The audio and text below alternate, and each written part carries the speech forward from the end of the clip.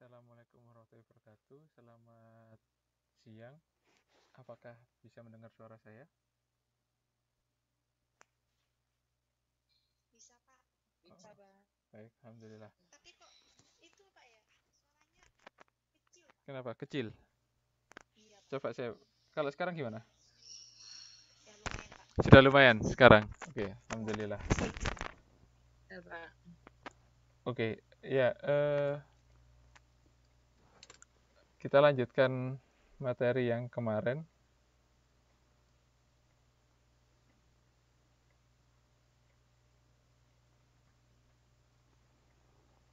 Ya, kemarin kita sudah berdiskusi terkait apa itu merek dan bagaimana hubungannya antara merek dengan suatu produk. Jadi saya harap mas-mas bapak sekalian sudah paham apa itu beda antara produk dan merek dan bagaimana peranan dari merek itu terhadap suatu produk. Hari ini kita akan membahas terkait manajemen suatu produk atau mengelola suatu produk, baik dari produk itu secara individu, secara lini produk, atau bauran produk. Perlu jenengan semua ingat bahwasanya hari ini kita akan punya satu tugas dan karena minggu depan itu ada informasi dari UT Pusat bahwasanya minggu depan itu libur, jadi tugas ini bisa dikumpulkan 2 minggu lagi. Tetapi ketika nanti ada Bapak Ibu atau Mas-Mas Mbak yang mengumpulkan tugasnya minggu depan, berarti 1 minggu lebih cepat akan saya berikan nilai tambahan atau nilai bonus. Ada yang tanyakan?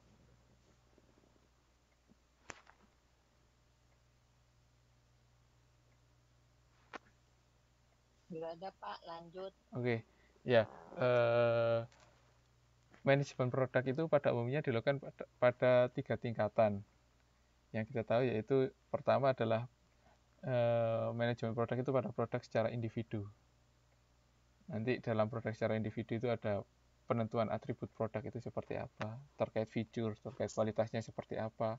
Kemudian Pak, maaf, ya. Suaranya kok kecil banget ya Pak? Sekarang bagaimana? Masih Pak. Sekarang masih kecil? Iya. Enggak, kalau di saya emang gede, enggak tahu kenapa.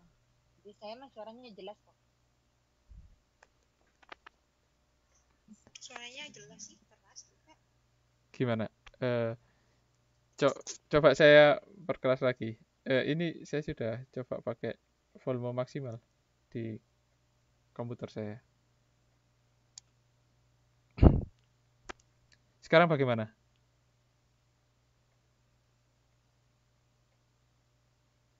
Ya sudah Pak. Sudah, oke, baik.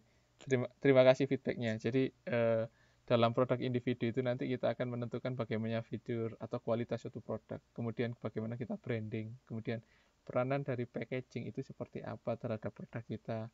Kemudian bagaimana labeling itu akan menginformasikan apa yang menjadi suatu keunggulan atau menginformasikan tentang segala sesuatu yang ada pada produk kita dan bagaimana kita memberikan suatu layanan purna jual pada produk kita. Itu nanti kita akan berdiskusi pada produk individu yang kemudian di lini produk strategi apa saja yang akan kita lakukan dalam lini produk itu.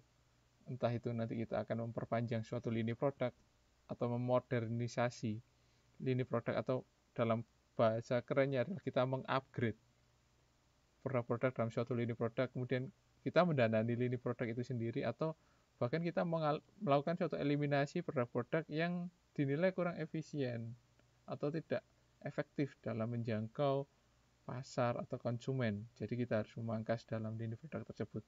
Kemudian nanti akan kita lakukan juga bagaimana bauran produk, strategi apa saja dalam tingkatan bauran produk, bagaimana kita melakukannya untuk dalam luasan bauran produk, kemudian panjang bauran produk, kedalaman, dan konsistensi dalam bauran produk itu sendiri. Sebelum kita masuk, ada yang tanyakan?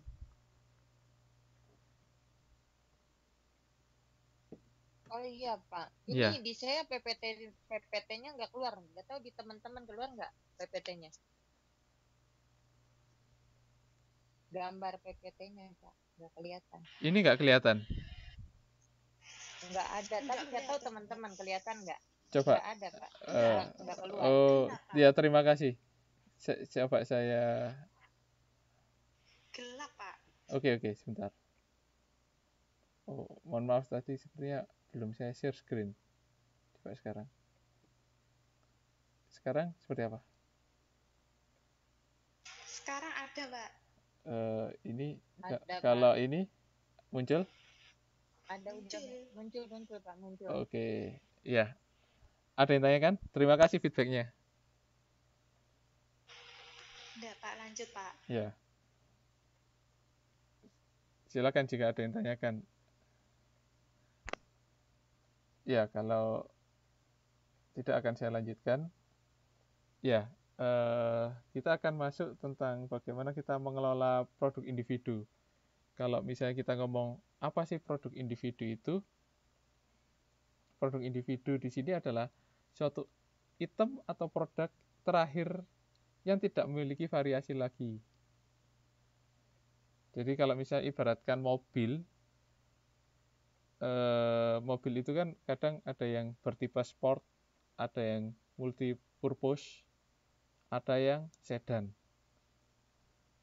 Nah, kalau kita ngomong mobil untuk multi purpose biasanya untuk mobil keluarga, kan contohnya untuk bicara Nissan pasti di sana ada Livina. Nah, dalam Livina itu tadi variannya seperti apa? Nah, produk individu sampai tidak terdapat variasi itu adalah yang biasanya disebut sebagai suatu produk individu.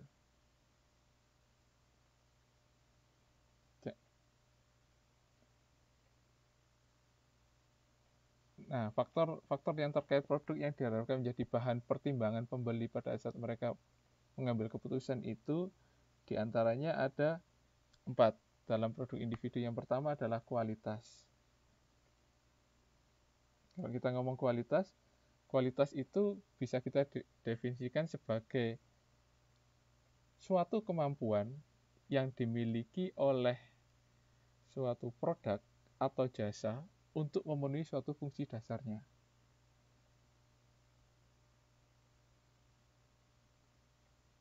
Sebagai contoh, misalnya handphone. Fungsi dasarnya handphone itu untuk apa? Untuk berkomunikasi. Telekomunikasi. Ya, betul. Untuk SMS atau telepon. Nah, itu fungsi dasarnya. Bagaimana dia memenuhi. Itu berkualitas. Jadi, kalau kita ngomong suatu produk yang berkualitas, berarti produk itu minimal dia telah memenuhi fungsi dasarnya. Minimal telah memenuhi fungsi dasar dari apa yang diharapkan ada pada produk tersebut. Itu adalah suatu kualitas.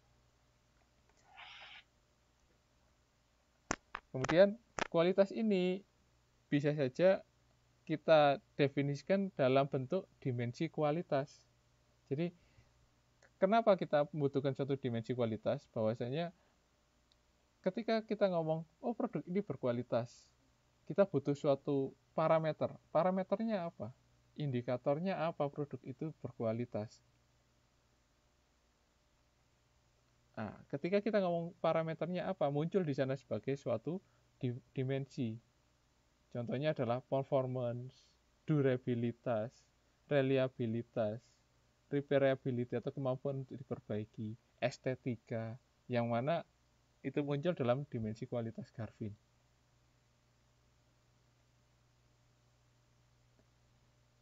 Ketika kita tahu dimensi-dimensi kualitas, maka dalam pengelolaan kualitas produk ada 2 hal yang perlu kita perhatikan. Yang pertama adalah tingkat kualitas itu sendiri, dan yang kedua adalah konsistensi daripada kualitas itu. Ya, ketika kita ngomong tingkat kualitas, maka bagaimana kita men-setting atau mengatur posisi kualitas daripada produk kita. tentu ketika kita ngomong posisi kualitas di sini tergantung daripada target pasar juga daripada suatu produk tersebut. Apakah pasar perusahaan ini akan menyasar pasar-pasar tertentu, karena ekspektasi kualitas dari suatu produk dari setiap segmen itu kemungkinan berbeda. Nah, yang kedua adalah konsistensi kualitas. Konsistensi kualitas ini diperlukan untuk bisa menjaga kepercayaan dari publik.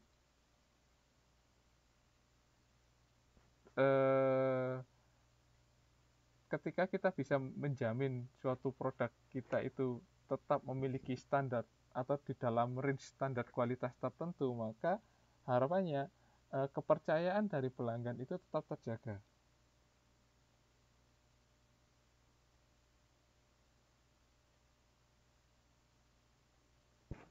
Yang kedua adalah feature atau perlengkapan tambahan. Secara mendasar, adanya perlengkapan atau tambahan fitur dalam suatu produk ini tergantung daripada produk itu sendiri. Semakin banyak fitur yang akan masuk dalam suatu produk, bisa menjadi suatu indikator semakin berkualitas suatu produk.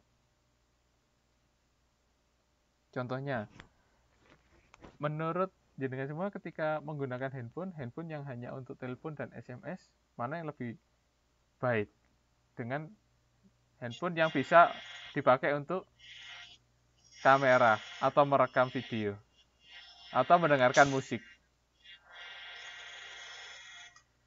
Buat komunikasi gitu yang bagus apa gitu Pak maksudnya? Bukan. Jadi ketika kita membandingkan dua produk handphone yang pertama hanya bisa dipakai untuk SMS dan telepon. Handphone yang kedua bisa dipakai untuk kamera dan mendengarkan musik. Mana yang lebih bagus? Ya, yang mendengarkan musik sama video itu Pak. Ya, itu kan berarti kan ketika kita memunculkan ada suatu tambahan fitur, itu membuat produk semakin berkualitas menurut pelanggan. Ketika produk semakin berkualitas, tentu di sana ketika kita ingin menambahkan fitur tertentu, berarti ada penambahan komponen tertentu pada suatu produk. Nah, ketika ada komponen itu, maka tentu akan memunculkan suatu tambahan biaya untuk membuat produk tersebut. Jadi harga akan terdampak lebih mahal ini. Oh ya, mohon disebutkan namanya biar saya catat sebagai keaktifan. Saya Pak Eva Iya. Pak. Oke, terima kasih. Ya, itu contohnya dari fitur. Tetapi dengan adanya fitur ini juga bisa dijadikan sebagai strategi untuk mencasar segmen pasar tertentu. Yang selanjutnya adalah desain. Desain produk di sini adalah merupakan konsep yang memiliki cakupan luas. Konsep ini berkaitan dengan gaya atau style, performa, kemudahan dalam menggunakan produk, serta kesederhanaan atau keekonomisan dari produksi. Tujuannya adalah untuk meningkatkan performa produk dan memberikan kenyamanan serta mengurangi tingkat kebosanan pada konsumen.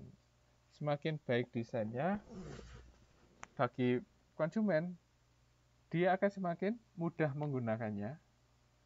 Berarti memenuhi tingkat usabilitas tertentu pada produk tersebut. Jadi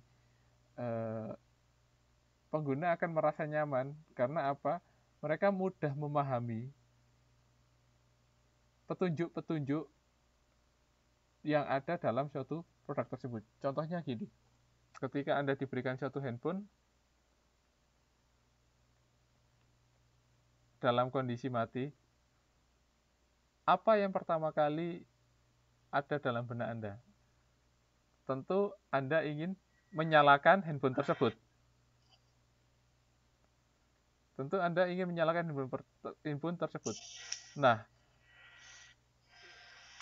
ketika Anda ingin menyalakan handphone tersebut, apa yang pertama kali Anda cari adalah tombol on dan Tombol on off. turn off-nya.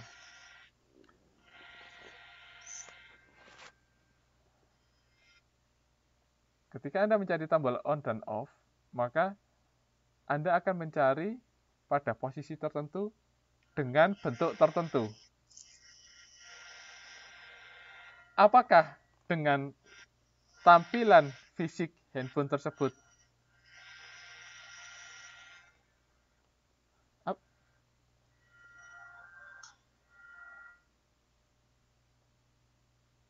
ya, apakah dengan tampilan fisik handphone tersebut itu bisa menunjukkan posisi tombol on off tersebut? Tidak semua produk itu memberikan kemudahan bagi penggunanya untuk menangkap sinyal keberadaan dari tombol tersebut.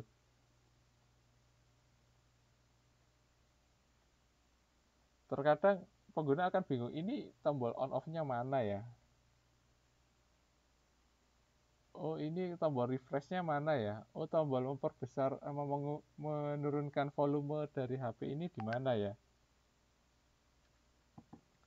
Pada kondisi tertentu, user akan bingung.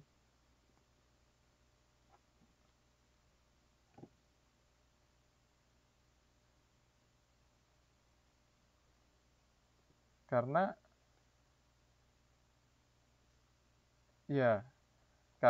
tidak bisa menangkap sinyal-sinyal yang diberikan dari produk tersebut, dari tampilan fisik produk tersebut.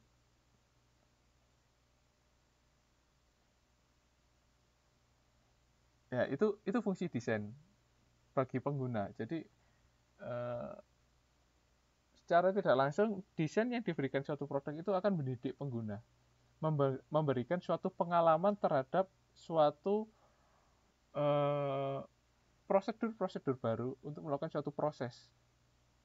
Contohnya tadi, ketika ingin menyalakan handphone, tentu pengguna akan mencari posisi tombol on dan off. Ketika mencari tombol on dan off, maka yang dicari adalah bentuk tertentu dari suatu tombol. Nah, bentuk tertentu ini tentu dibentuk dari suatu pengalaman-pengalaman sebelumnya yang didapatkan oleh pengguna tersebut.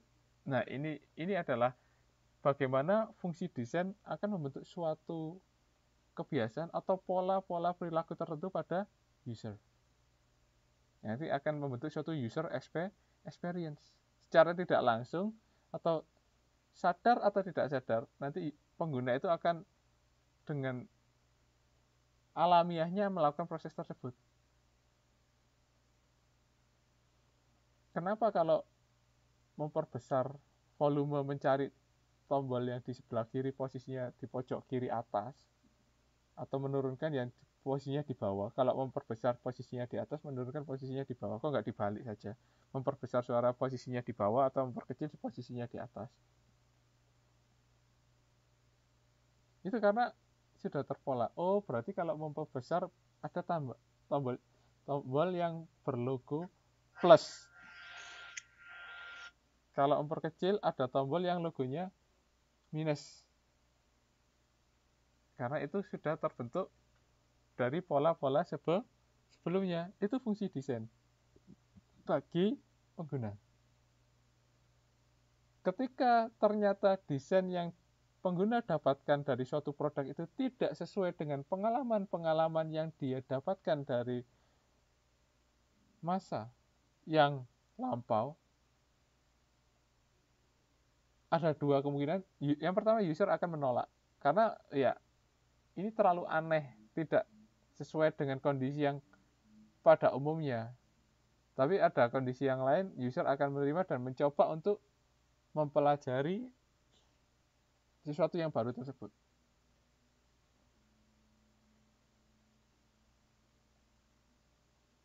Paham ya? Nah, manfaat lain desain di sini bagi manufaktur adalah desain ini harusnya dibuat untuk menunjang proses manufaktur atau proses produksi dari suatu produk ini memiliki karakteristik efisien. Jadi harus seefisien mungkin. Ketika desain ini dibuat untuk kesulitan untuk dirancang atau diproses, maka cenderung akan berlawan dengan tujuan tersebut. Jadi desain produk ini selain bermanfaat bagi user juga bermanfaat bagi perusahaan. Tujuannya adalah untuk kemudian diproses untuk menghasilkan suatu produk dari bahan baku. Kemudian yang keempat adalah layanan purna jual. Ketika kita suatu perusahaan bisa memberikan suatu fasilitas layanan purna jual, maka tentu akan menjaga loyalitas pelanggan karena pelanggan akan mudah dalam menyampaikan keluhannya atau menyampaikan permasalahannya ketika menggunakan produk tersebut. Entah itu terkait instalasi, entah itu terkait permasalahan ketika menggunakan produk tersebut, entah itu terkait ketika ada kerusakan komponen. Ketika pelanggan merasa purna jual dari suatu produk tersebut bisa dijangkau, itu tentu akan sangat membantu. Dan ketika pelanggan merasa terbantu, maka mereka akan cenderung loyal pada perusahaan tertentu. Sampai di sini yang ditanyakan terkait faktor produk yang diharapkan menjadi bahan pertimbangan pembeli dalam penentuan atribut produk.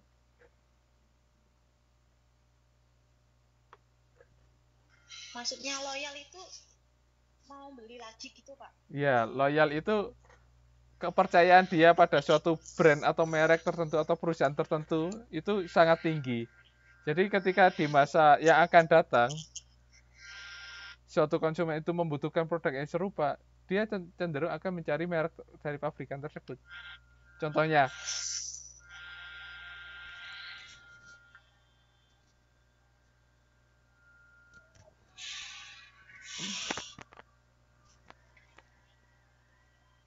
sebagai contoh misalnya gini, saya mau beli HP.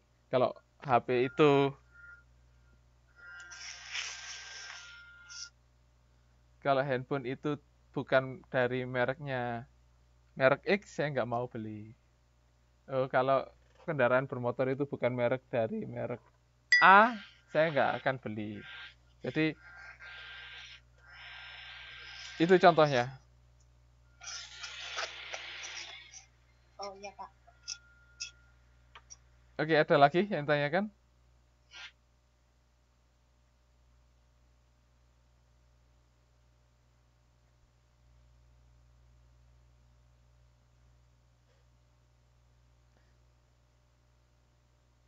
Jika tidak, saya next. Ya, yang kedua adalah branding atau pemberian suatu merek. Pada umumnya terdapat 5 keputusan strategis terkait merek. Di antaranya yang pertama adalah memberikan identitas, nama, logo, simbol, warna, atau desain. Dewasa ini jenengan semua tentu melihat bahwasanya hampir setiap produk yang ada di pasaran itu diberikan suatu merek. Sebagai contoh, gula, beras atau makanan pokok. Beras, kalau dahulu mungkin tidak sering kita bisa menemukan merek-merek tertentu pada beras, tapi dewasa ini kita akan sangat mudah membedakan kualitas beras itu berdasarkan mereknya. Oh, beli beras merek Piala Dunia. Oh, beli beras merek Mentari. Oh, beli beras merek Pandan Wangi dan lain sebagainya. Dari merek tersebut kita akan bisa mengenali karakteristik dari suatu produk.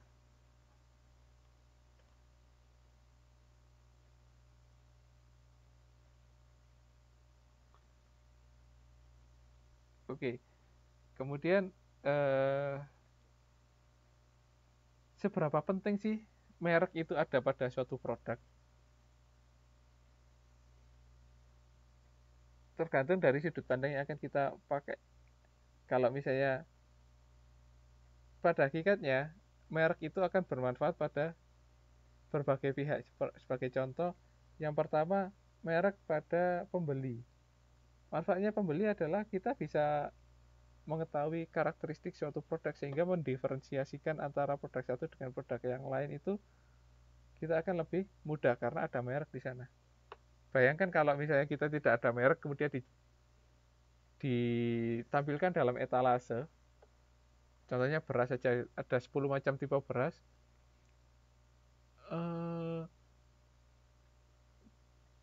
Bentuknya juga sama, nggak begitu beda. Kalau nggak ada mereknya, bagaimana jenengan atau konsumen itu, pembeli itu membedakan merek beras tersebut kan agak susah. Mungkin dipegang Kak, Iya, lihat teksturnya, dicium dulu baunya gitu. Tapi ya kalau kayak gitu ya lama juga. iya, Ribet. betul. Kalau dulu yang saya sering lakukan ketika membeli beras ya saya akan pegang. Kalau di tempat-tempat tertentu sih oke, tapi pada kondisi tertentu juga itu tidak diperkenankan oleh penjualnya untuk menginspeksi langsung. Jadi tapi itu akan lama, membutuhkan waktu proses dan membutuhkan pengalaman juga. Tapi kalau kita tidak tahu, dengan adanya merek ini akan lebih mudah. Oh tolong saya belikan beras merek A atau Piala Dunia, udah selesai kan?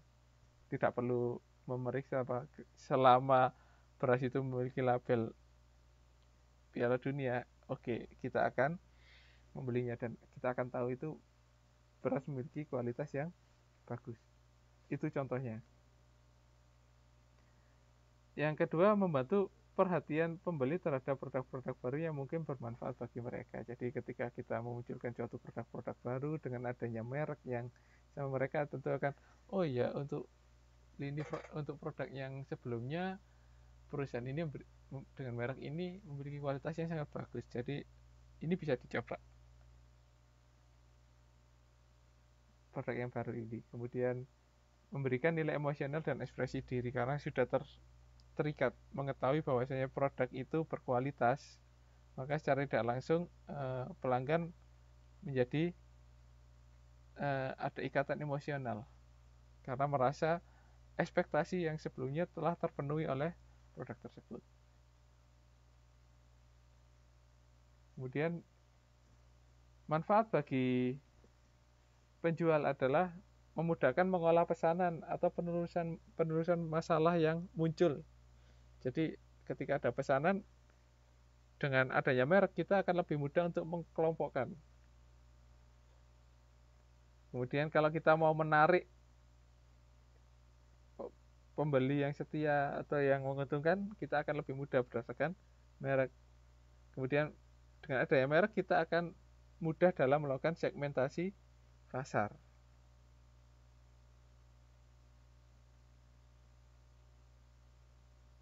Kemudian yang kedua adalah memilih merek yang sesuai. Merek yang dipilih perlu memperhatikan ketentuan-ketentuan tertentu. Yang pertama, mencerminkan manfaat dan kualitas. Contoh, sabun namanya Lux. Lux itu mewah. Berarti kalau sabun mewah, berarti sabun itu berkualitas.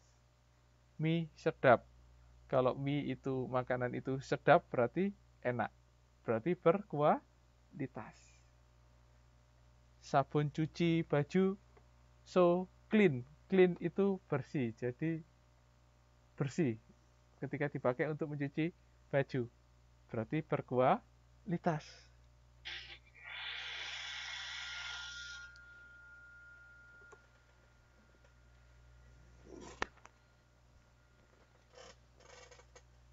Syarat pertama, syarat kedua adalah singkat dan sederhana. Lux, Soklin, Sedap, Misdap, Sony, Ericsson, dan lain sebagainya. Itu kan contoh-contoh merek. Siemens, Samsung, singkat dan sederhana. Tujuannya adalah mudah diingat. Kemudian mudah diucapkan, didengar, dibaca. Karena merek-merek tersebut memiliki suatu keunikan sehingga mudah diingat. Kemudian memiliki kesan berbeda dari merek yang sudah ada.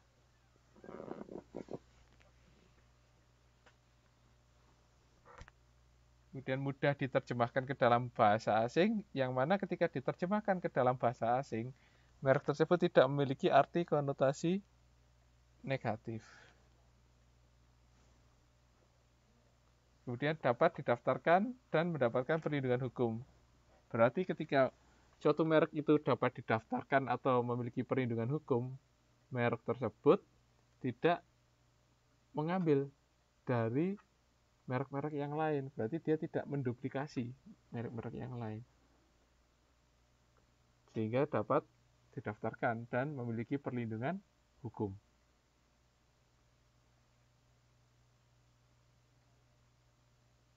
Ada yang tanyakan?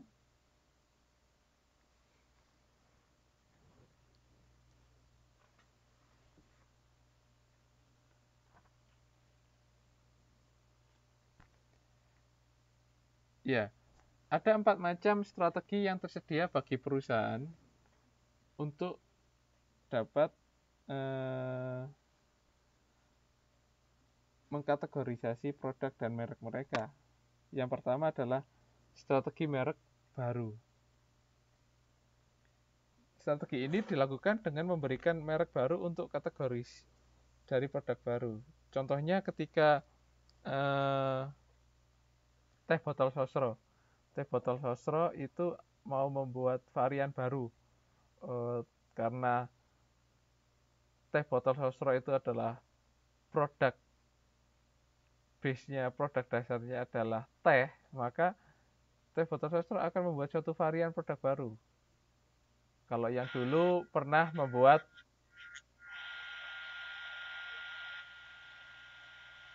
yang campuran buah fruity itu ya Pak? Ya, betul. Kalau dulu pernah membuat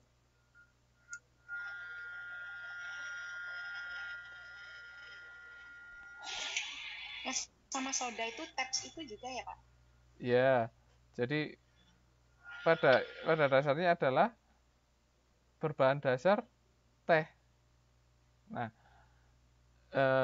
yang sudah ada adalah ada campuran soda dan ada campuran buah, muncullah fruity.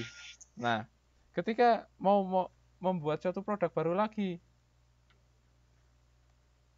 sosro ini milk dengan kombinasi dengan susu, teh tarik, akan membentuk suatu merek baru atau milk tea atau susu teh atau teh susu. Ya, ini adalah contoh untuk membuat suatu strategi merek baru pada produk berbahan dasar teh. Yang kedua adalah perluasan lini, strategi perluasan lini. Strategi ini dilakukan dengan menggunakan merek yang lama untuk kategori produk yang sudah ada. Contohnya adalah obat nyamuk bakar dengan merek yang sama, mereknya adalah Baygon.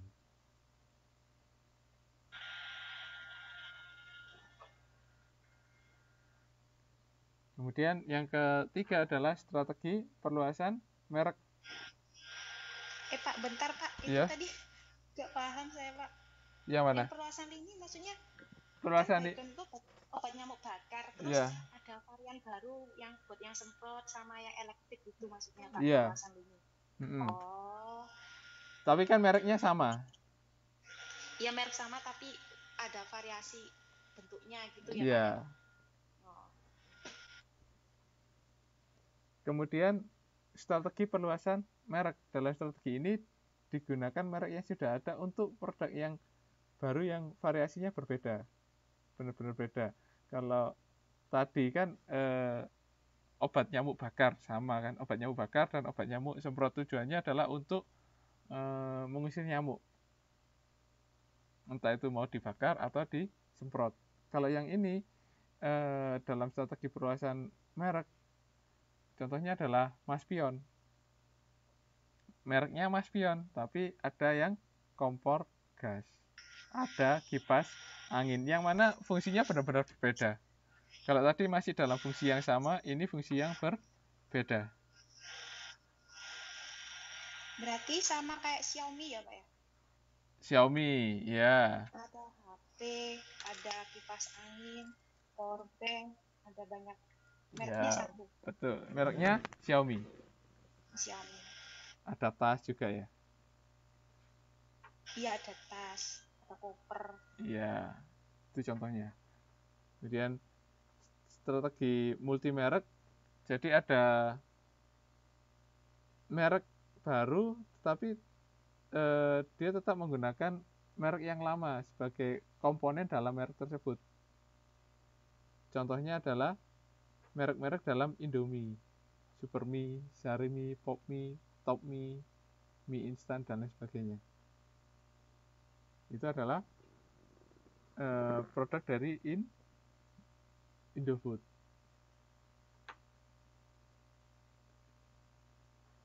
Ya, itu adalah strategi dari merek. Kemudian kita ke strategi kemasan produk. Fungsi utama dari kemasan produk adalah sama pentingnya seperti pada manusia. Kemasan produk itu seperti pakaian. Seperti pakaian yang mana bahwasanya dengan pakaian berbeda itu akan memberikan suatu kesan yang berbeda. Walaupun pada hakikatnya produknya itu sama. Coba dengan semua perhatikan 3 gambar di bawah ini. Ini adalah 3 macam kopi yang dibungkus dengan 3 cara yang berbeda. Yang pertama pakai plastik, yang kedua dan ketiga pakai packaging kertas. Mana yang berbeda? Mana yang lebih menarik bagi pelanggan? Apakah yang cukup dibungkus plastik atau yang 2 kanan ini? Tentu dilihat di sini, lebih menarik yang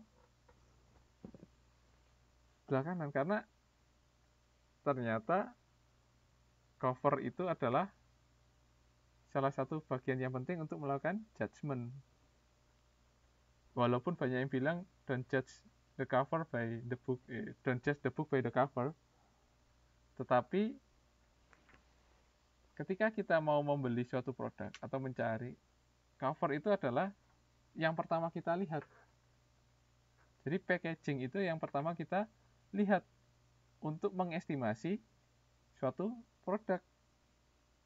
Maka dari itu di sini kemasan itu sangat penting bagi suatu produk untuk memunculkan kesan pertama bagi pelanggan. Walaupun fungsi utama dari kemasan itu adalah untuk memuat, melindungi produk dari kerusakan akibat cuaca ataupun penanganan ketika dilakukan pemindahan, dilakukan pengiriman. Perubahan suhu itu akan melindungi kemasan, tetapi pada hakikatnya dengan menggunakan kemasan juga akan memberikan kenyamanan dan kemudahan bagi konsumen untuk memahami daripada suatu produk, untuk mengenali suatu produk.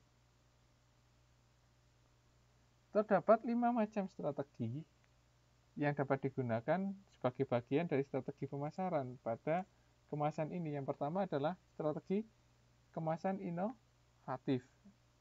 Strategi kemasan inovatif ini memberikan suatu terobosan-terobosan baru yang tidak terduga untuk membuat suatu packaging pada atau kemasan pada produk. Contohnya di kopi ini, yang dulu terbiasa kita membeli produk kopi dengan kemasan di plastik. Sekarang kemasannya berbeda. Atau bahkan sekarang sudah ada kemasan-kemasan yang sekali pakai. Kalau dulu kopi ya, kopi itu ditubruk bikinnya. Kalau sekarang sudah ada kopi yang bentuknya adalah seperti teh. Karena supaya ampasnya juga tidak turun. Supaya ampasnya tidak tercampur dalam minuman, jadi ada kemasannya. Nah, itu ada inovatif dalam strategi yang inovatif untuk membuat satu kemasan dari suatu produk. Nah, yang kedua adalah strategi perubahan kemasan. Atau mungkin ketika dulu produsen kopi itu melihat dengan kemasan yang saat ini yang menggunakan plastik itu kurang menarik, maka ada improvement untuk membuat produknya lebih eye-catching.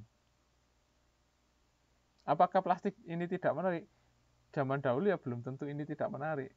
Bisa jadi zaman dahulu ini menarik daripada hanya dibungkus oleh kertas atau koran. Akhirnya ada plastik yang lebih menarik.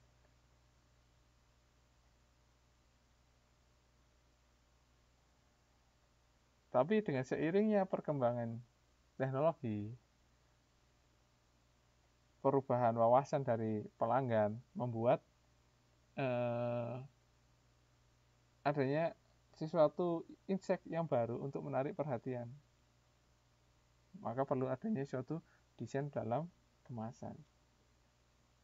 Kemudian, selanjutnya adalah strategi kemasan yang konsisten.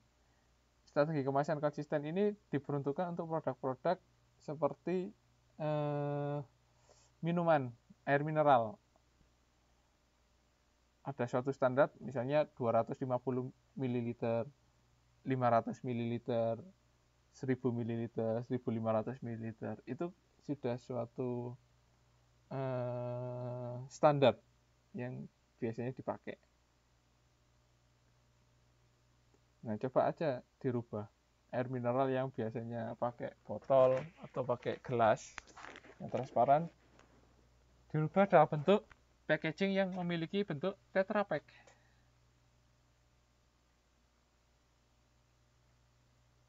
Teh kotak. Tapi bukan teh kotak, tapi di sini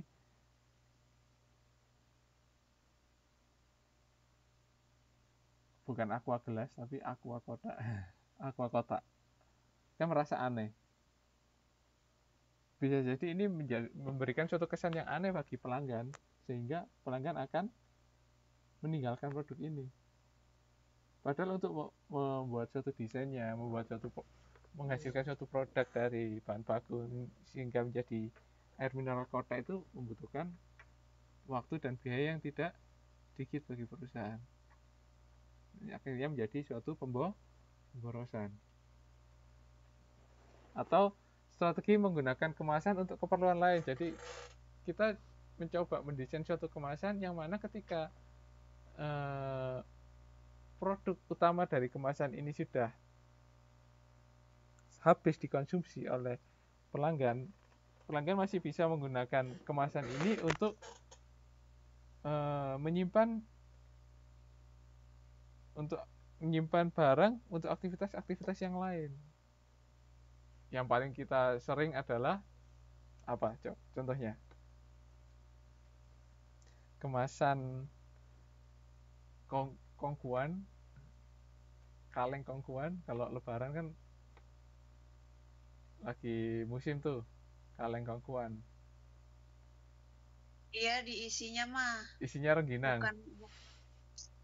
bukan biskuitnya, tapi isi rengginang. Ya, kan betul. Ya, itu ada satu strategi kemasan untuk keperluan yang lain. Terus Strategi penipuan, Pak. eh, Menipu pengunjung. tapi harusnya pengunjung juga bisa menangkap kayaknya ini kemasannya, misalnya kalengnya ini bukan kaleng yang baru deh, kayaknya kalengnya udah lama, berarti saya curiga ini isinya juga sudah berubah, bukan sesuai apa yang ada di gambarnya itu. Ya, itu contoh. Kemudian yang terakhir dalam strategi kemasan produk ini adalah strategi label. Contohnya kayak tadi, dengan label, dengan gambar yang tertulis dalam kemasan atau packaging, kita akan tahu mengidentifikasi isi dari packaging itu, kualitas dari packaging itu, komposisi dari produk di dalam packaging itu. Dengan segala tulisan maupun lambang yang berfungsi memberikan informasi tersebut, maka konsumen akan merasa lebih mudah untuk mengetahui, oh, kapan sih kadaluarsanya produk ini. Oh, produk ini berasal dari mana sih? Oh, kalau misalnya tamunya tahu produk ini berasal dari mana, dan ketika mencoba produk tersebut dan merasa nyaman, oh, saya tahu di mana harus membeli produk ini. Atau kalau misalnya kita ingin tahu kandungan bahannya, oh, mengandung bahan-bahan tertentu nggak sih? Ketika di sana ada kandungan, kita akan lebih mudah dengan adanya label.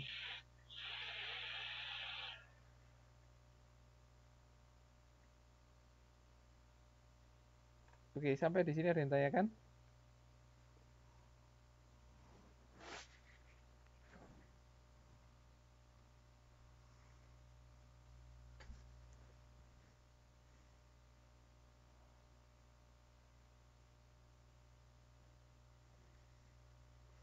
Silakan jika ada yang tanyakan dari strategi kemasan produk.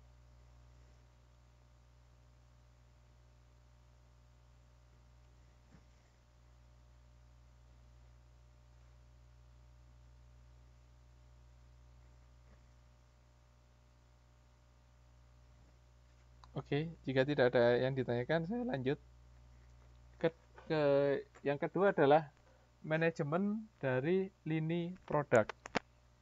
Lini produk adalah suatu sekumpulan produk yang mempunyai keterkaitan antar satu dengan yang lain karena memiliki suatu fungsi yang sama.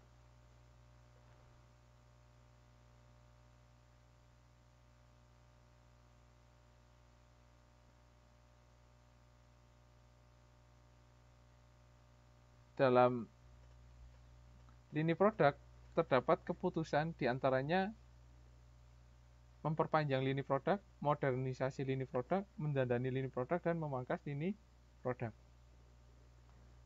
Nah, keputusan-keputusan dalam lini produk ini kita akan bahas satu persatu.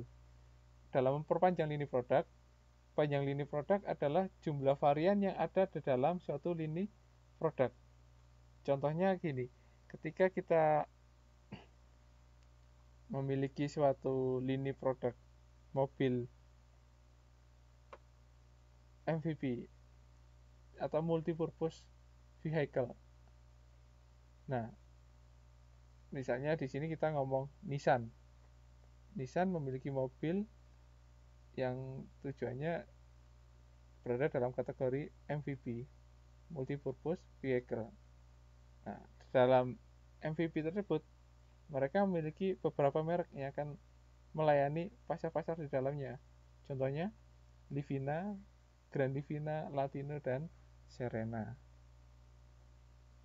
Nah, dalam Livina sendiri terbagi menjadi dua, yang manual atau otomatis. CC-nya sama. Grand Livina juga gitu, ada dua macam tipe CC. 1,5 dan 1,8. Tipenya apa? Kemudian manual atau otomatis. Nah, itu adalah contoh-contoh lini produk untuk merek Nissan. Kemudian strategi yang pertama adalah memperpanjang lini produk. Dalam memperpanjang lini produk itu ada 4 macam tipe yang mungkin dilakukan. Mulai dari memperpanjang ke hilir, memperpanjang ke hulu, memperpanjang ke hulu dan ke hilir, dan mengisi lini produk. Ketika suatu perusahaan ingin memperpanjang ke hilir, maka perusahaan akan menambah varian di dalam lini produk, yang mana penambahan varian yang baru itu memiliki fitur yang lebih sederhana dari varian yang sudah ada. Jadi ke bawah, ke hilir.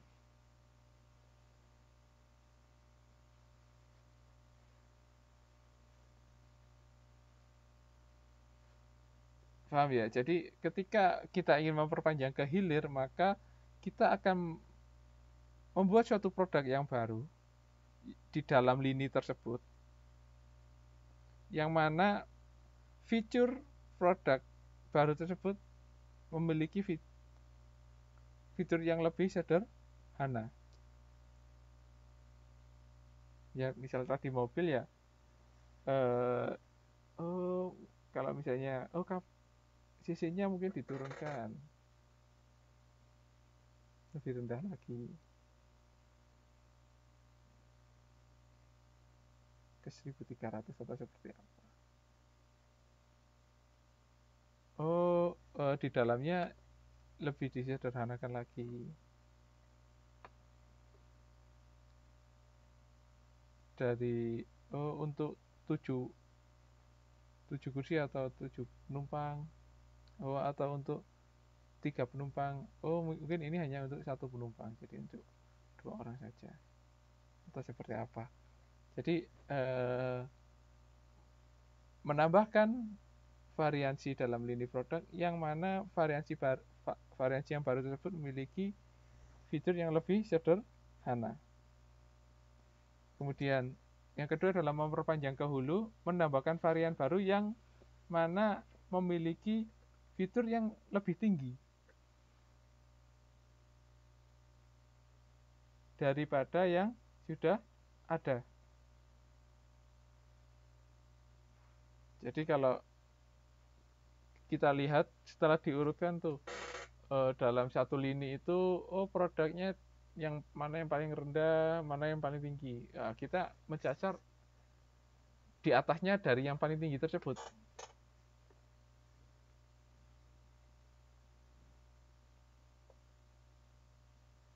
Atau yang ketiga adalah memperpanjang ke hulu dan ke hilir sekaligus. Jadi menambahkan 2 variasi ke variasi yang lebih tinggi atau variasi yang lebih rendah. Atau yang keempat, mengisi lini produk. Dilakukan dengan membuat varian produk baru dan harga dan kualitasnya yang lebih tinggi dari varian terendah, tetapi juga lebih rendah dari varian yang tertinggi. Jadi ya di antara yang terendah dan yang tertinggi fiturnya. Ada yang tanyakan dari memperpanjang lini produk? Ada, Pak. Silakan. Nama, sebutkan nama. Eva Dita, Pak. Eva Dita, oke. Maksudnya ini memperpanjang ke hilir itu, jadi produknya itu yang di bawah itu, Pak, di bawah mereknya atau gimana? Jadi Yang gini. lebih sederhana. Jadi gini, misalnya nih ya, saya punya, kalau tadi kan contohnya produknya adalah mobil, contohnya sekarang handphone. Handphone itu handphone, coba aja saya bagi handphone untuk pekerja yang outdoor dan pekerja yang indoor. Kalau outdoor kan benar-benar handphonenya itu harus benar-benar yang misalnya untuk sporty dan dia bisa tahan air dan lain sebagainya. Kalau indoor dia ya pemakaiannya untuk kantoran dan indoor. Contohnya ini secara sederhana saja misal contoh. Nah, untuk yang indoor berarti kan kita punya banyak karakteristik. Mulai dari yang terendah adalah HP yang hanya yang bisa dipakai untuk telepon, SMS, dengerin radio, dengerin musik, kamera. Terus di atasnya lagi ada kamera, ada bisa merekam, kameranya lebih tinggi spesifikasinya. Yang atasnya lagi bisa untuk media sosial. Itu contohnya ya. Nah, ketika kita ingin mau ke hulu berarti kan lebih rendah. Yang paling rendah tadi apa? Handphonenya tadi bisa dipakai untuk telepon, SMS, kamera, atau dengerin radio atau musik. Berarti saya hilangilah fiturnya. Hanya bisa untuk telepon dan SMS. Itu contohnya. Itu yang lebih rendah. Berarti fiturnya di bawah dari fitur yang ada yang paling rendah. Nah, kalau yang ke yang mana? Yang ke itu yang ke hilir. Kalau yang ke hulu itu berarti yang ke atasnya. Ke atasnya itu berarti yang paling tinggi tadi apa? Misalnya speknya yang paling bagus apa? Berarti kita membuat spesifikasi yang di atasnya yang paling bagus tadi. Gitu. Ada yang tanya kan?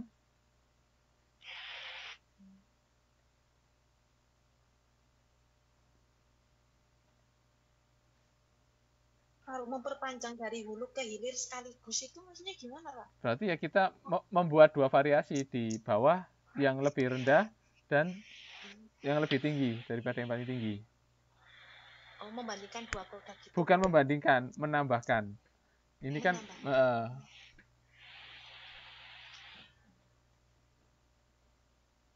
karena ini tujuannya adalah untuk memperpanjang.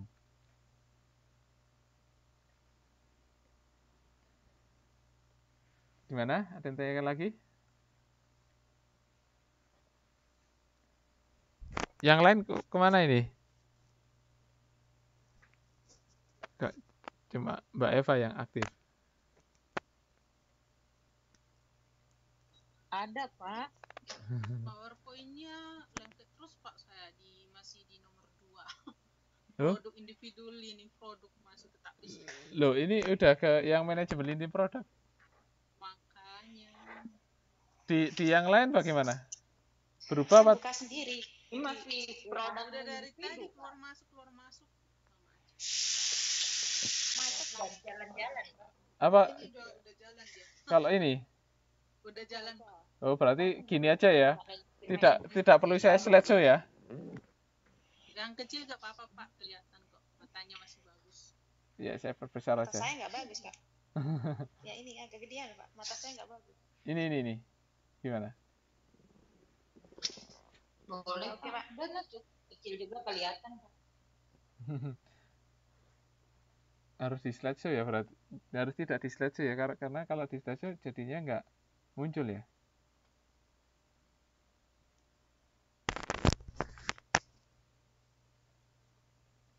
Masih dengar suara saya? Masih, Pak. Oke, yang selanjutnya adalah memodernisasi lini produk.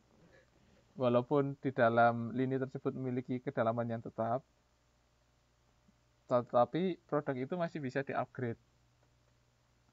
Jadi kita meng-upgrade entah itu dari kapasitas mesinnya, entah itu dari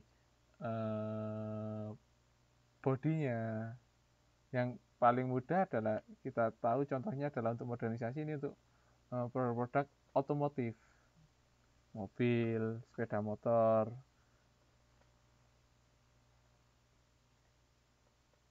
Kalau dulu kenal Kijang, ada Kijang EV, kemudian ada Kijang Kapsul, kemudian ada Kijang Innova.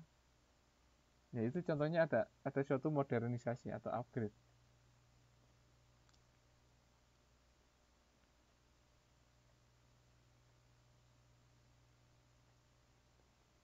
Kemudian mendandani lini produk, tindakan ini dilakukan dengan mengambil satu atau beberapa item sebagai pemancing datangnya pelanggan. Jadi kita melakukan suatu promosi dengan melakukan potongan harga tertentu untuk model tertentu. Tujuannya adalah menarik pelanggan. Ternyata setelah pelanggan tahu, oh ternyata tidak semua model didiskon, tetapi secara langsung pelanggan tersebut sudah ada ketertarikan terhadap produk-produk yang kita tawarkan. Nah, tujuannya kita bisa menarik mereka, menarik minat mereka. Itu dengan mendandani produk. Yang keempat adalah memangkas lini produk atau mengurangi item-item di dalam lini produk. Tujuannya adalah mungkin produk-produk yang ada ini tidak efisien lagi, tidak efektif, atau sudah bukan menjadi minat pasar tertentu, sehingga ya secara langsung harus kita pangkas produk-produk ini. Ya, ada yang tanyakan di sini?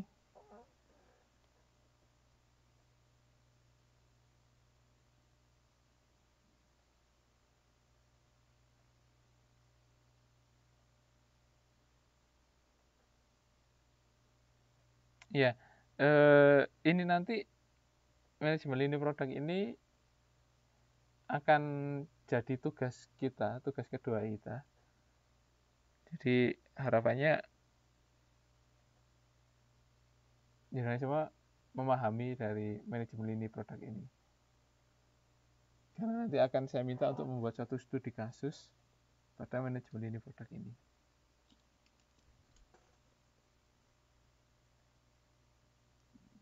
Ada yang tanyakan?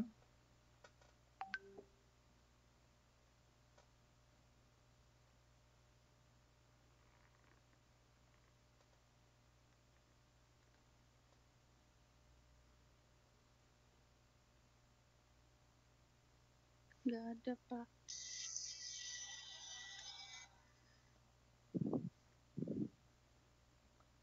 Baik, kita ngomong ke manajemen bauran produk. Kenapa kita perlu manajemen bauran produk? Kalau kita lihat contoh di atas tadi dan sebelum-sebelumnya, kenapa contohnya ketika ada dealer sepeda motor tidak juga jualan jaket sepeda motor atau tidak jualan produk-produk komplementernya seperti helm, sarung tangan, atau sepatu boot untuk berkendara. Ya, jawabannya adalah suatu perusahaan perlu mengelola bauran produknya. Karena apa? Ya, tujuannya adalah untuk bisa menentukan mana langkah atau strategi mana yang paling efisien bagi mereka dalam melayani pasar melalui produknya. Nah, kalau kita tahu bahwasanya bauran produk adalah sejumlah lini produk yang dipasarkan oleh perusahaan. Jadi terdiri dari berbagai lini produk. Kemudian kalau kita ngomong luas bauran produk adalah jumlah dari lini produk itu ada berapa. Kemudian panjang bauran produk adalah jumlah merek di dalam bauran produk. Kemudian kedalaman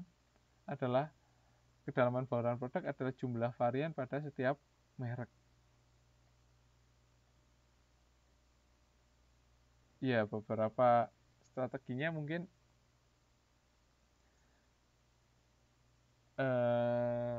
menambah atau mengurangi lini produk, menambah atau mengurangi panjang setiap lini, menambah atau mengurangi varian setiap lini, dan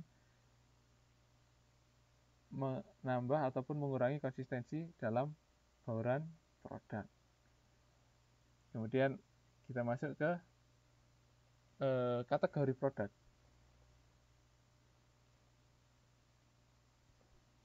Saya perbesar supaya lebih jelas. Jadi ada 3 macam kriteria yang akan kita pakai untuk mengklasifikasikan suatu produk.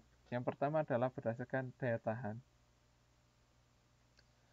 Di sini terdiri dari dua macam, yaitu barang yang tahan lama dan barang yang tidak tahan lama. Berarti barang tahan lama ini atau biasanya disebut sebagai non-durable goods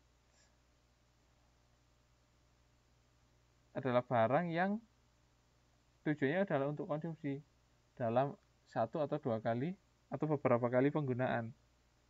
Sebagai contoh, sabun mandi, pasta gigi, sayur-sayuran, buah-buahan, susu, dan lain sebagainya. Jadi, ketika suatu perusahaan memiliki karakteristik produk yang barangnya tidak tahan lama, salah satu indikatornya adalah laju keluar masuk barang ini akan sangat cepat. Karena apa? Dia tidak tahan lama, sehingga konsumen akan cenderung membutuhkan produk ini kembali ketika barang ini habis di dalam stok mereka. Jadi laju perputarannya cepat. Nah, salah satu strateginya adalah perusahaan bisa menjaga ketersediaan barang sebanyak mungkin di lokasi. Jadi sistemnya bisa berbentuk push atau mendorong pembeli untuk membeli, tetapi dengan cara menyediakan sebanyak mungkin, karena perputaran dari produk tidak tahan lama ini cepat. Kemudian ada barang yang tahan lama atau durable goods. Barang yang tahan lama ini adalah barang yang dapat digunakan dalam waktu yang relatif lama dengan penggunaan yang memiliki frekuensi tinggi. Contohnya apa? Kulkas, komputer, televisi, mobil, sepatu. Nah, strateginya untuk barang-barang ini membutuhkan suatu personal selling. Berbeda dengan barang yang tidak tahan lama, barang tahan lama itu biasanya memiliki margin yang tinggi. Karena apa? Barang yang tahan lama ini membutuhkan layanan purna jual.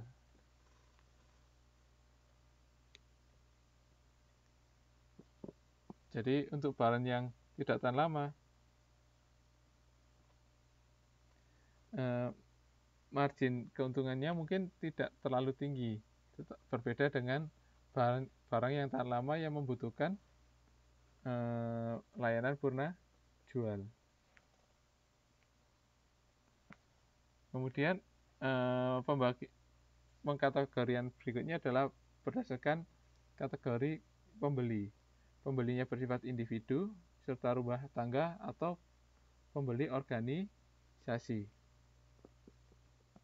Jadi ketika pembelinya individu, maka tujuannya adalah digunakan secara individu atau rumah tangga. Biasanya disebut sebagai produk konsumen. Nah, sedangkan kalau pembelinya adalah organisasi, biasanya ketika organisasi tersebut membeli akan digunakan untuk menunjang atau mendukung suatu kegiatan operasional dalam suatu organisasi tersebut. Contohnya adalah kegiatan-kegiatan seperti produksi. Nah, produknya ini digolongkan menjadi suatu produk industri.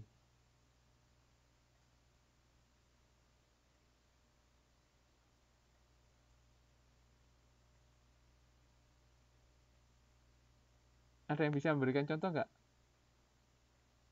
Ya, contoh produk yang membedakan antara produk yang untuk pembeli individu dan produk untuk pembeli industri. Pembeli individu ya kebutuhan itu Pak sehari-hari kayak beras, minyak, rumah tangga kan Pak. Kalau industri kayak beli kayu gitu, ntar dibuat kayak di mebel gitu Pak, ntar buat kursi, meja gitu. Ya, betul. Jadi kalau salah satu cirinya adalah kalau industri tadi adalah bahan baku atau bahan penolong. Pendukung. Ya, atau pendukung. Kemudian selanjutnya adalah perilaku pembeli. Berdasarkan perilaku pembeli, produk konsumen dibedakan menjadi convenience good, shopping good, specialty good, dan unsold good. Kalau convenience adalah barang yang pembeliannya sering dan perlu ada segera, dan usaha konsumen untuk membanding-bandingkan pilihan tersebut sebelum memutuskan membelinya adalah rendah. Biasanya produk ini memiliki harga rendah dan memiliki ketersediaan tinggi di pasar. Contohnya adalah air minum, rokok, pasta gigi, sabun mandi, dan lain sebagainya.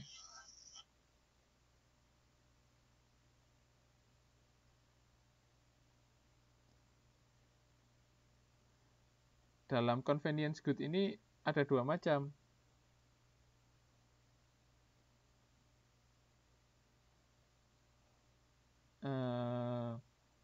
Golongan ini disebut sebagai staple goods, yaitu pembeliannya bersifat spontan dan tidak teratur. Misalnya permen, coklat, itu kan tidak teratur atau tidak terencana. Itu biasanya disebut sebagai golongan staple goods.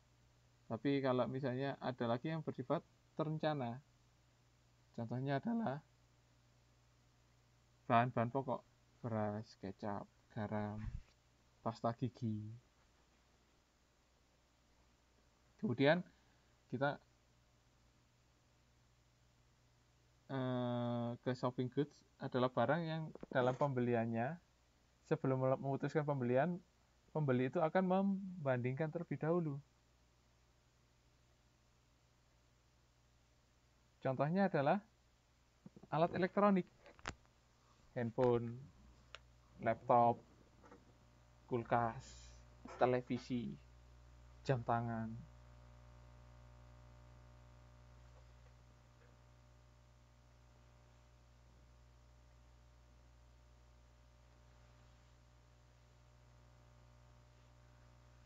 Kemudian kalau kita ngomong specialty goods adalah barang yang memiliki karakteristik unik atau yang diasosiasikan dengan kelompok pembeli yang eksklusif. Jadi ada spesial karakteristik di sini. Jam tangan yang mewah, Rolex. Kemudian mobil Ferrari, Lamborghini. Kemudian kalau kita ngomong unsold goods adalah barang-barang yang belum dikenal atau pembeli sudah kenal tapi tidak berpikir untuk membeli walaupun hanya atau memiliki kemampuan dan kesempatan untuk membelinya. Contohnya adalah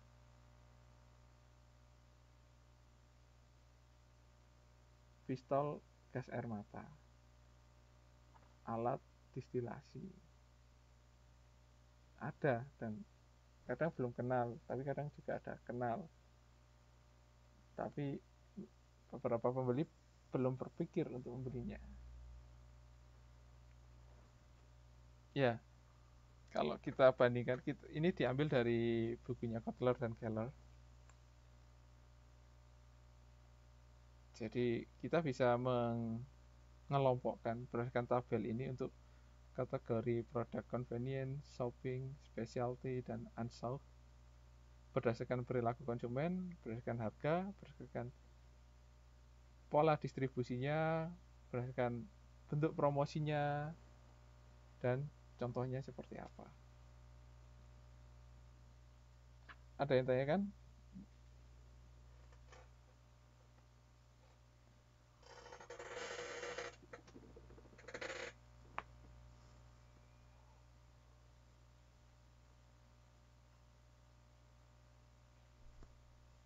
Nggak ada Pak, lanjut. Jadi tahu ya ketika barang itu bersifat convenience, bagaimana perilaku konsumennya? Kemudian strategi penetapan harganya harusnya seperti apa? Kalau di convenience di penetapan harganya tinggi kan jadi aneh.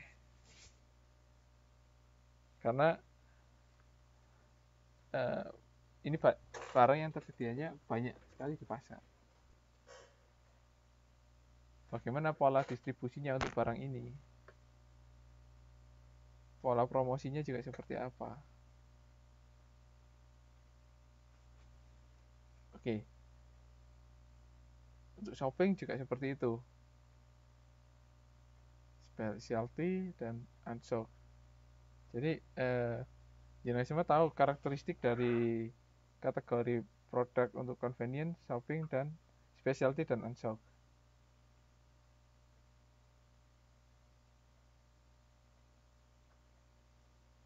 Ini akan bermanfaat bagi kita ketika kita membentuk suatu usaha. Oh, saya akan membuat apa ya?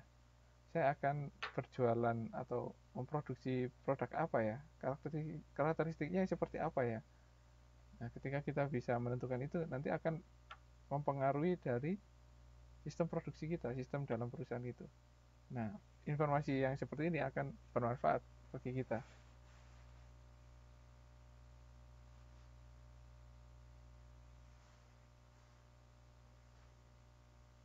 Oke, ini adalah kita ngomong ke produk industri.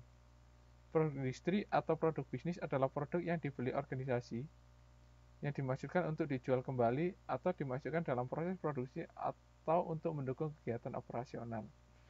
Jadi kalau kita tahu produk industri, ini adalah produk yang digunakan oleh industri tersebut dalam operasional mereka. Ada 3 macam bentuk. Yang pertama adalah bahan baku atau suku cadang. Yang kedua adalah barang modal. Yang ketiga adalah layanan dan perlengkapan. Kalau kita ngomong bahan baku dan suku cadang, berarti barang yang memasuki suatu proses produksi sepenuhnya. Barang baku ini adalah suatu bahan atau barang yang akan diberikan suatu value. Entah value secara fungsional atau value secara ekonomis. Melalui tahapan-tahapan proses produksi di dalam perusahaan.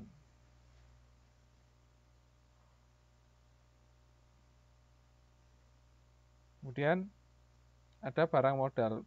Barang yang berumur panjang yang memperlancar pengembangan atau pengelolaan produk akhir seperti peralatan, kantor, itu sendiri pabrik, dan instalasi-instalasi di dalamnya. Yang ketiga adalah layanan dan perlengkapan, yaitu barang yang berumur pendek yang memperlancar pengembangan atau pengelolaan produk akhir seperti barang-barang operasional di sini. Pensil, kertas, pena, dan lain sebagainya.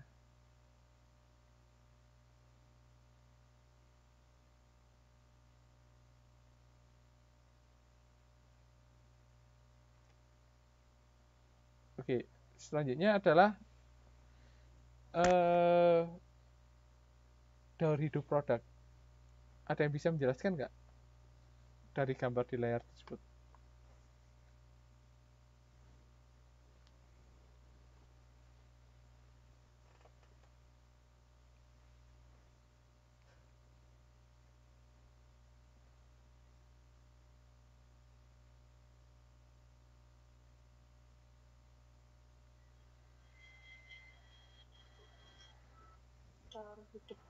Daur hidup produk.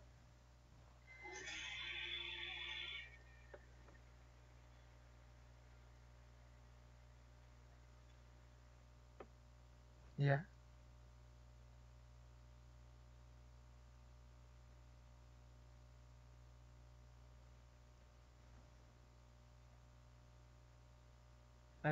Ada yang bisa menjelaskan siklus hidup produk ini?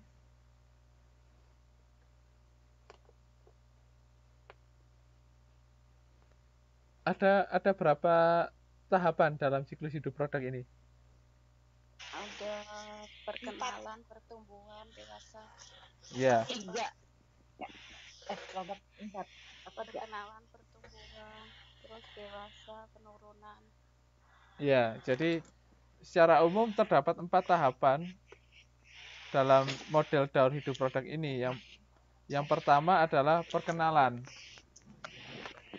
Jadi produk itu yang diperkenalkan masuk pasar, yang baru masuk pasar, dia akan mengalami tahapan perkenalan. Nah, dalam grafik tersebut ada 2, penjualan dan keuntungan. Pasti keuntungan itu pasti di bawah garis, karena tahap pengenalan biasanya belum menutupi kerugian yang diderita oleh perusahaan, karena dia masih tahap sama promosi. Betul. Masih tahap baru, Pak. Iya, betul. Nah, setelah itu ketika dia sudah sampai meningkat ke tahap pertumbuhan, maka dia ada perubahan, peningkatan penjualan. Jadi dalam pertumbuhan ini sudah mulai sampai BEP, promosi, ya, bisa Pak. menutup BEP. Jadi titik impas lah, jadi sudah melebihi titik impas, jadi sudah bisa mendapatkan suatu keuntungan dari investasi yang dilakukan tadi pada suatu produk. Sampai ke tahap dewasa, mature. Mature ada ketika pasar mulai jenuh dengan produk tersebut, juga ditandai dengan adanya banyak persaingan dengan kompetitor, maka permintaannya akan menurun ke tahap decline. Dan nanti sampai akhirnya mati ketika perusahaan tidak bisa menemukan strategi yang baru yang pas untuk produk ini. Karena apa? Ketika perusahaan tidak mematikan produk ini, yang ada adalah kerugian yang didapatkan oleh perusahaan. Paham maksud saya? Jadi dalam keempat tahapan siklus hidup produk ini, harusnya perusahaan mampu membaca posisi produk mereka itu berada di tahapan yang mana. Sehingga ketika mereka tahu bisa mengevaluasi posisi ini, mereka bisa menentukan strategi yang pas untuk produknya seperti apa. Karena bisa jadi ketika dalam tahap decline, kita tidak akan nge-push produk kita untuk bisa diterima pasar lagi, karena persaingannya juga sudah jenuh dan tingkat kebosanan pelanggan terhadap produk kita juga sudah mulai naik. Ketika kita paksa terus, tentunya akan semakin turun. Ketika semakin turun, maka kerugian kita akan semakin tinggi.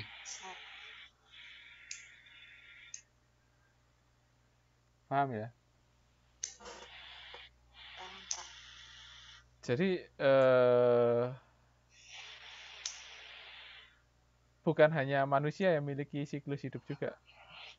Kalau manusia kan sama kan, kayak perkenalan, kita lahir, terus tumbuh, kita sudah sampai usia dewasa, setelah dewasa kita akan tua, ketika tua kita akan semakin menurun kemampuannya.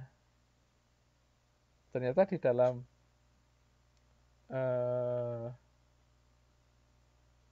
produk pun juga sama,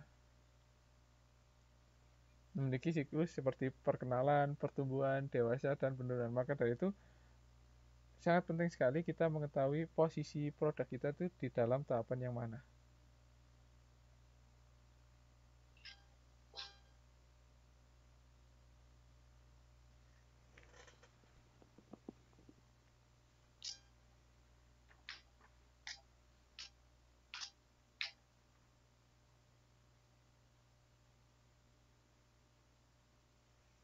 Ada yang tanyakan?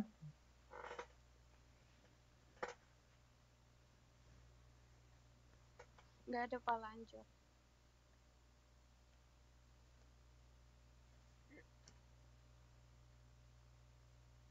Ya, perusahaan memerlukan strategi pemasaran yang berbeda pada setiap tahapan di siklus hidup produk tersebut.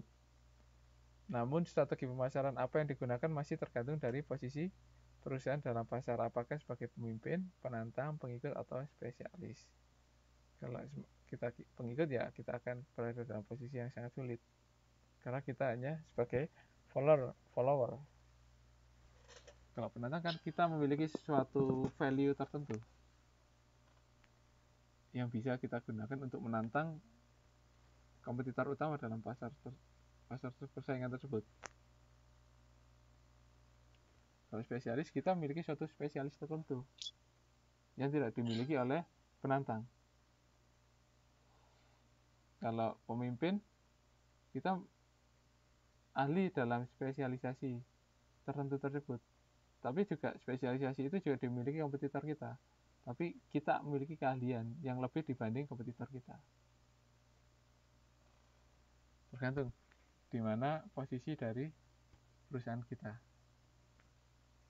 Oke, selanjutnya adalah kalau tadi kita ngomong strategi pemasaran untuk produk, selanjutnya kita akan banyak diskusi terkait strategi pemasaran untuk produk-produk yang bersifat jasa. Ya,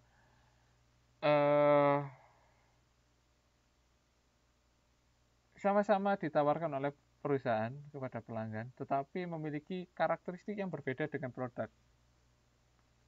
Ya, karakteristik layanan atau jasa itu bisa jenengan lihat di layar, mulai intelligibility, inseparability, variability, dan perishability. Kita bahas satu persatu. Intelligibility.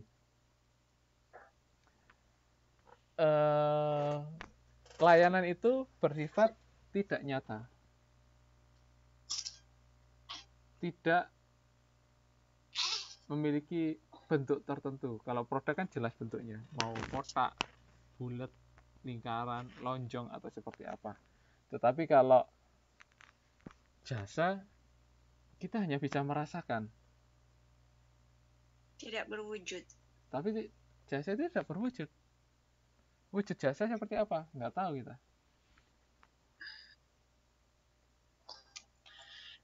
Nggak berwujud, Pak, tapi bisa dirasakan. Iya, betul.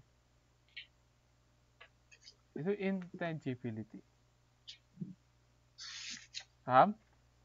Kemudian inseparability adalah tidak bisa diproduksi dalam waktu yang berbeda. Contohnya, kalau misalnya produk handphone, saya buat aja RAM-nya dulu. Saya buat saja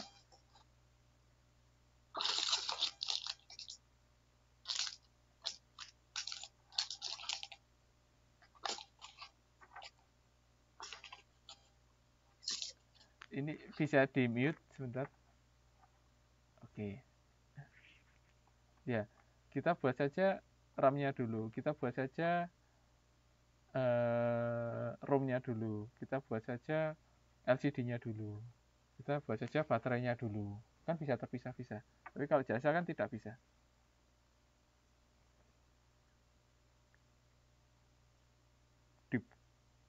Kalau yang produk diproduksi dan dikonsumsinya pada waktu yang berbeda. Terpisah. Tetapi kalau misalnya jasa, dia dalam waktu yang sama. Kapan dia diproduksi, kapan dia dijual, dan kapan dia dikonsumsi dalam waktu yang sama. Contohnya apa? Tukang pangkas rambut.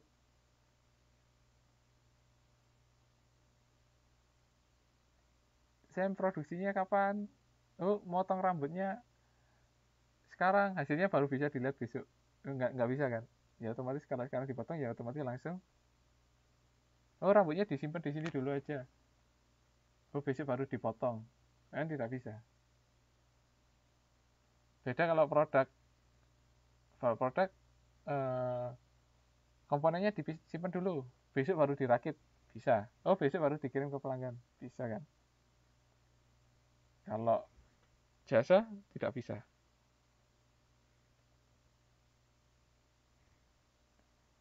Itu adalah inseparability.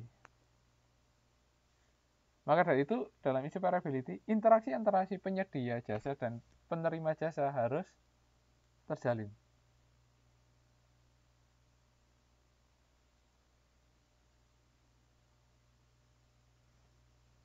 Karena ada inseparability ini, akibatnya akan memunculkan suatu variability. Kenapa variability? Karena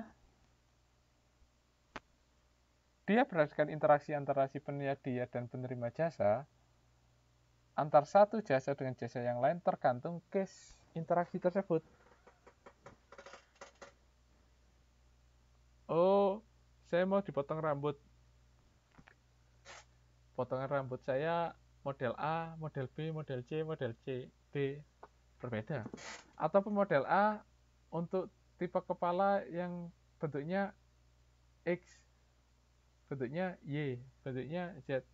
Oh, bulatnya bulat utuh. Oh, agak kotak. Oh, ada agak peyang dan lain sebagainya.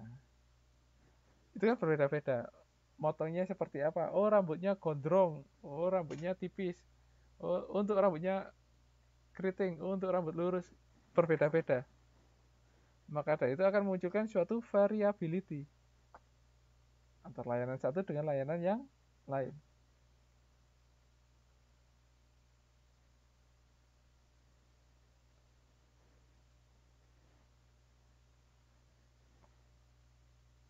Kemudian perishability. Layanan tidak dapat disimpan.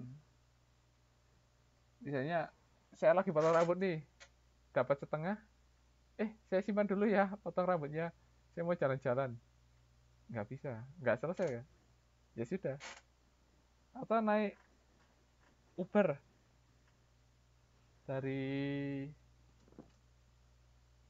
Kongkuan ke TMS. Masih di tengah jalan, saya stop dulu aja di sini. Saya simpan nanti lagi, nggak bisa. Bisa akan dimulai jadi suatu penggunaan jasa yang baru lagi, bukan melanjutkan jasa yang sebelumnya.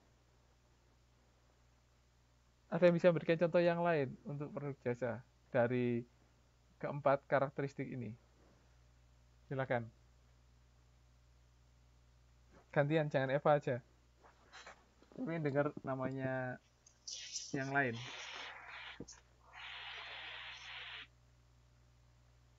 Jangan Eva, yang lain. Hari ini sudah cukup aktif, Eva. Soalnya libur, Pak. Oh, libur. Iya, biasanya kerjaan lembur. Sekarang libur. Oh, bisa istirahat lah, bersyukur. Yang lain dulu. Iya.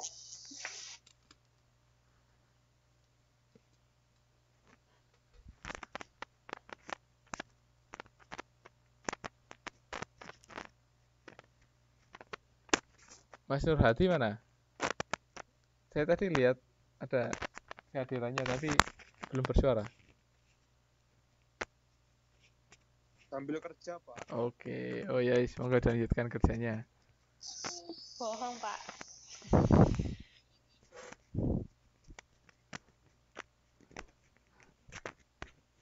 Oke. Silakan yang mau memberikan contoh.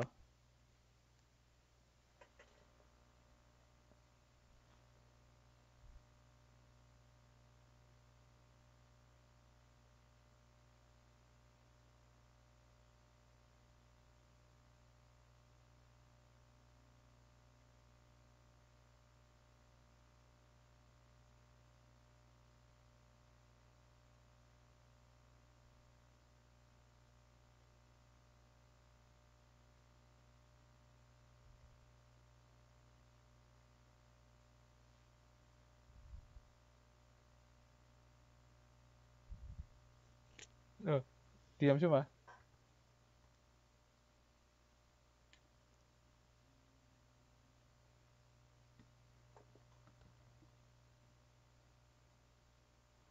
Ada yang berikan contoh?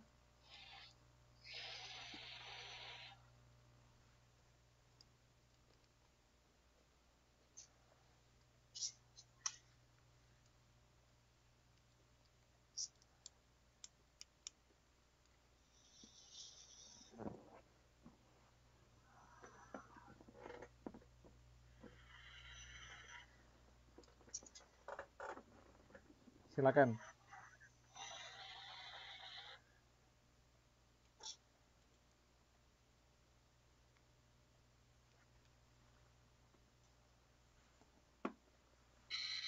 Disebut saja, Pak, namanya, Pak. Ya wis, Mbak Evi.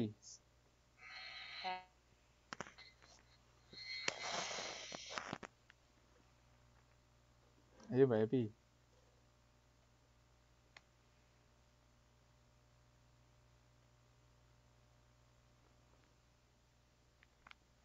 Mbak Epi hadir kan?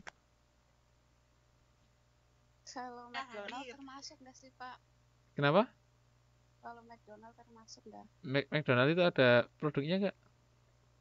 Ada kan produknya? Nah, kita sekarang lagi membahas jasa. Jasa. Hmm, Kan jasanya itu juga Pak. apa? Melayanin konsumen terus mesinnya itu Yang utama mana? Mana yang lebih dominan, produk atau jasanya? produk Ya, berarti coba cari yang dominan jasanya. Kayak tadi Uber, Gojek ya, Gojek, Gojek. terus apa ya? Jasa laundry Pak. Oke, tel laundry gimana dari intangibility-nya, inseparability-nya, variability-nya, traceability-nya.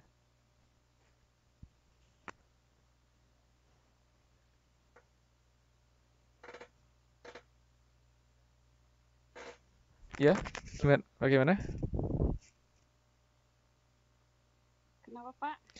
Jadi laundry itu gimana analisisnya? Kenapa dia bisa disebut sebagai jasa? Ada produknya nggak? Produknya nggak ada Pak. Kan Haji- jasanya itu kan Ah. itu apa menangani jasa apa pakaian kotor gitu. Jadi Oke, kosmetik. oke. Berarti dia nggak hanya bisa dirasakan hasilnya. Iya. Prosesnya nggak terpisahkan karena harus ada proses si pemberi dan si penerima jasanya. Dan nggak bisa, dan variabilitasnya antar pakaian satu dengan pakaian yang lain kan berbeda bentuk kotornya. Iya. Jenis pakaiannya juga berbeda. Tidak bisa disimpan. Masih nge-laundry tiba-tiba diambil dalam kondisi basah. Nanti dilanjutin lagi kan nggak bisa. Iya sih. Ya. Siapa namanya? Mbak Epi? Mbak itu Agus tadi, Mas Oh, Agus. Masa bagus, oke. Mbak Agus Oke. Mbak Agus Oke. Ada yang tanyakan nggak?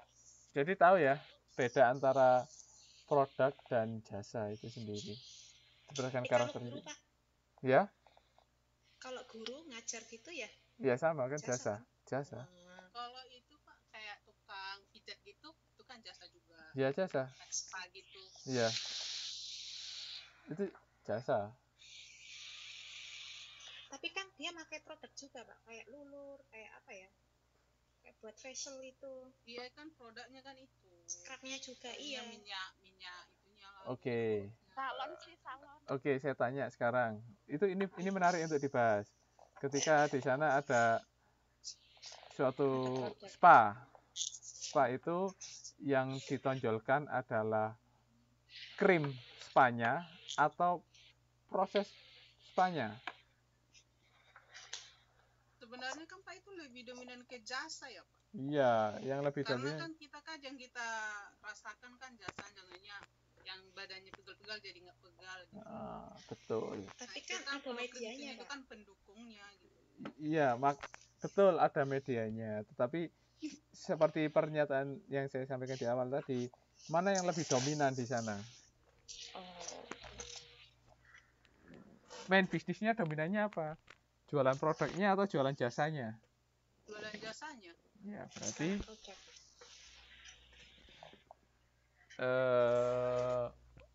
apa ya?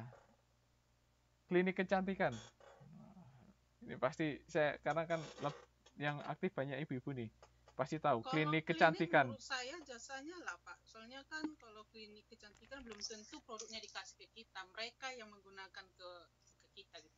Oh, jadi nggak bisa ya beli Kalau skincare di Kita sana kan ya? hanya kadang menerima hasilnya saja gitu. Misalnya beli skincare di sana nggak bisa ya? Bisa ya Pak. Bisa. Tapi kan alat-alat skincare itu nggak kita bawa pulang kan gitu. Oh, berarti yang utama di sananya layanannya ya, untuk layanannya. facial dan lain sebagainya gitu ya? Iya. Biasanya kan ada juga salon yang apa itu produksi itu Pak sendiri gitu. Ya, jadi tahu ya perbedaan antara jasa dan produk di sini. Karena ini penting juga karena strategi yang muncul antara produk dan jasa kan berbeda. Karena karakteristik produk dan jasa itu sendiri juga berbeda. Oke. Maka dari itu kalau dalam produk itu bauran pemasarannya ada 4, product, price, promotion, dan place, maka dalam jasa itu butuh 3 tambahan lagi, yaitu people, physical evidence, dan proses.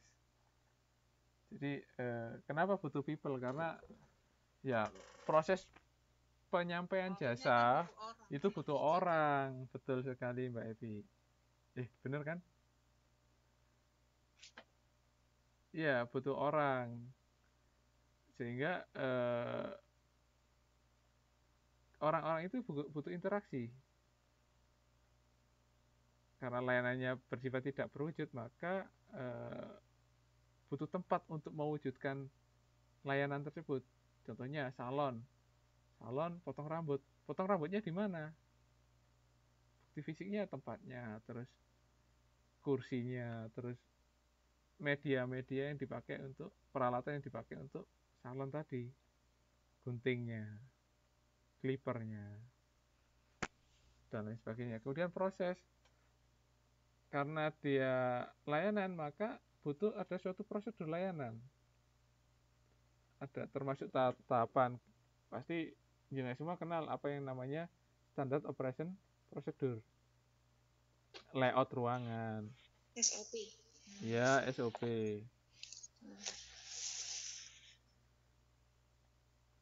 Nah, maka dari itu mengingat kompleksnya ini, karena dari 4P ke 7P itu kan untuk bauran pemasaran itu kan pasti bertambah kompleks karena pertimbangannya itu kan bertambah banyak. Maka membutuhkan 3 bentuk pemasaran, ada pemasaran internal, pemasaran eksternal, dan pemasaran interaktif. Ya, selanjutnya kalau kita lihat ini adalah strategi diferensiasi layanan. Berarti ada yang kita sampaikan di sini adalah dimulai dari tawaran. Ada 2 tipe macam untuk tipe jasa ini. Yang pertama adalah primer dan sekunder.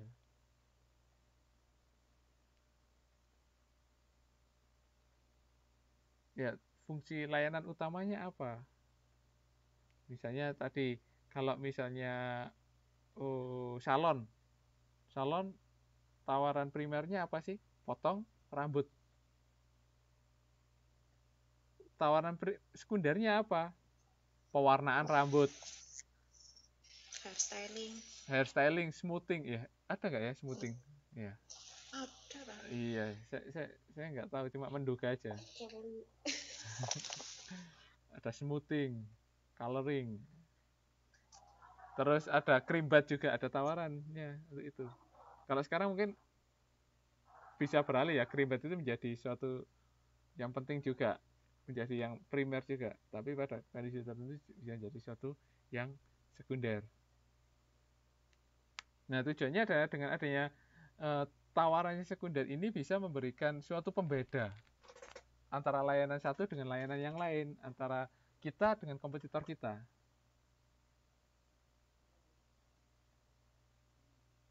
Kemudian ke pelayanan. Nah, pelayanan inilah yang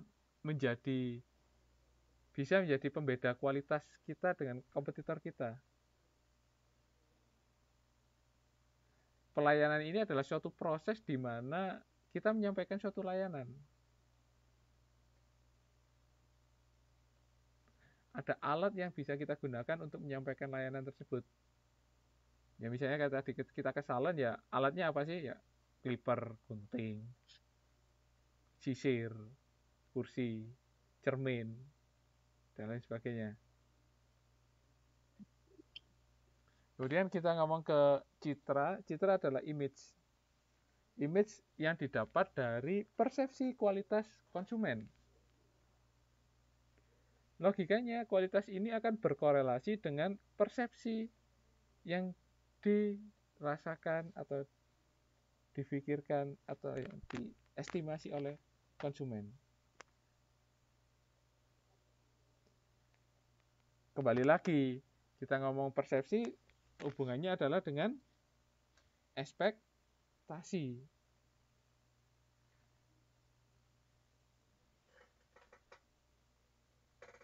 Ya, para suraman itu membagi dimensi kualitas jasa menjadi 5. Yang terdiri dari keandalan atau reliability, tangible, responsiveness, dan assurance, serta empati. Dari 5 dimensi kualitas jasa ini, kita bisa mendefinisikan atribut-atribut apa saja yang harusnya ada dalam suatu jasa yang kita berikan kepada pelanggan.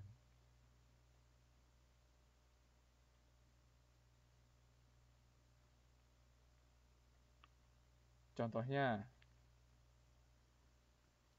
salon tadi. Salon. Saya contohkan ya, salon. Salon, dia memiliki keandalan. Keandalan ini adalah kemampuan memberikan layanan yang dijanjikan segera, akurat, dan memuaskan. Saya ngomong, salon saya itu akan memberikan hasil potong rambut yang bagus.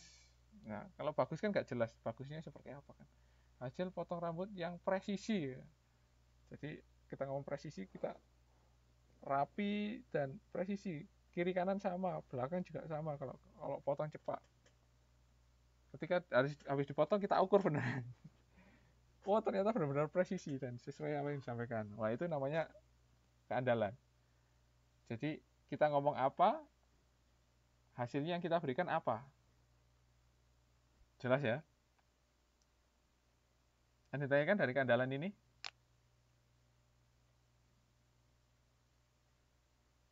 Kemudian tangible atau bukti fisik.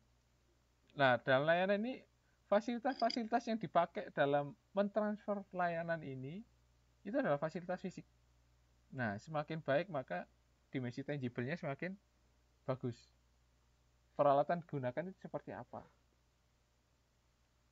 Kemudian tanggap. Ketika orang bingung di depan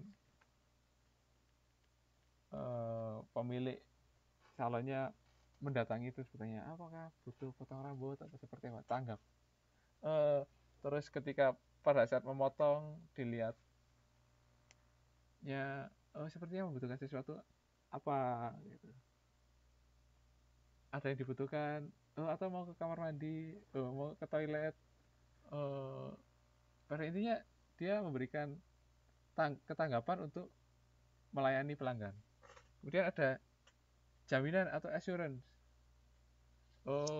Ketika potong rambut di sana menggunakan apa ya? Silet atau pisau untuk kerok itu. Kerok jambang, tidak luka. Berarti menjamin. Ada jaminan di sana. Ada assurance. Kemudian empati. Bagaimana membina komunikasi yang baik secara personal, memahami apa yang dimaui oleh pelanggan.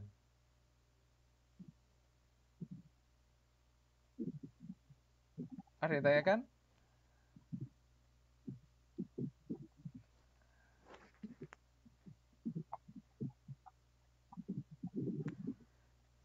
Ada yang tanyakan? Jadi para suraman memunculkan 5 dimensi kualitas jasa ini bisa jenengan pakai untuk mendefinisikan atribut-atribut dari jasa yang jenengan berikan berdasarkan 5 kategori ini.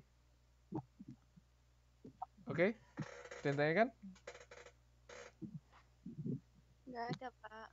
Ya, tugasnya, ini ada tugasnya untuk minggu depan. Saya tambahin 1 untuk dimensi Astagfirullah, Pak, tambahin 1 lagi, Pak. iya, analisis. Astaga, Pak. Wah, Pak, tugasnya Saya itu masih TMK, masih learning. Ya Allah, Pak, kasihan. Oke, jadi ada 2 ya.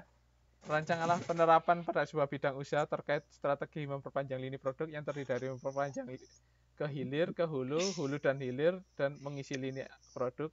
Kemudian analisis layanan jasa berdasarkan 5 macam dimensi kualitas menurut para suraman. Studi kasus. Dikumpulkan kan masih 2 minggu lagi.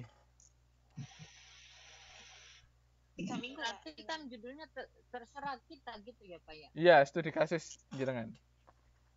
Studi kasus itu berarti itu ya Pak ya? Dibuat rancangan usaha aja. Oh. Misalnya saya nanti di Indonesia mau buat usaha laundry, ya sudah bikin ini. Di 2 tugas ini. Oh, nanti di Indonesia saya mau bikin usaha potong telur ayam. Oh, pemotongan ayam, pemotongan ternak. Sapi. Iya, sapi, terserah. Paham ya? Oh, mau bikin kue. Oh, mau bikin boba. Mau bikin... Katanya jasa Pak, bukan produk. Enggak. Kan yang pertama juga ada produk tuh. Yang yang kedua kan jasa. Jadi adil ya. Yang untuk produk ada, yang untuk jasa juga ada. Dikumpulkannya tanggal berapa? Tanggal 23 ya. Dikumpulkan tanggal 23. 23. Yang satu produk, yang 2 jasa, Pak. Iya kan? Tanggal 16 kan kita libur. Iya, Pak. Berarti ya libur, Pak. Dikumpulkan tanggal 23, bukan 3 minggu lagi. 2 minggu lah. Tinggal 2 minggu berarti lah. Iya. Kan tugasnya nambah 1, berarti kan waktu ngerjainnya tak tambah lagi. Enggak, sama. Oh, sama. Begitu. Oke, Renta. Maksudnya ini satu apa? Beda usaha sih, Pak? Boleh satu usaha, boleh beda usaha. Kan bisa jadi dalam satu usaha ada jasa dan ada produknya. Dalam PowerPoint apa Word, Pak? Word. Di-upload di LMS ya. Ya, Pak. Oke. Enggak apa-apa ya, Pak ya? Ya. PDF boleh, PDF. Oke, ada yang tanyakan? Jika saya absen dulu ya. Ini Pak, maksudnya ini 2 ini tuh dibikin satu Word itu ya? Iya. PDF. Ya, jadikan satu file aja. Saya absen dulu ya. Ipa Latifah? Ada, Pak. Gunawan?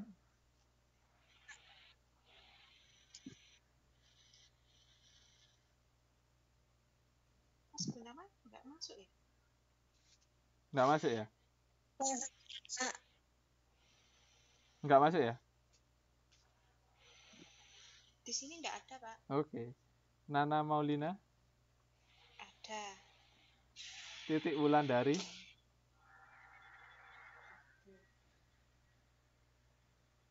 Ada enggak? Ada, Pak. Oke, Mbak Epi ada. Ike Septiana? Ada, Pak. Dia Rahmawati? Ada, Pak. Apriani? Haji. Oke.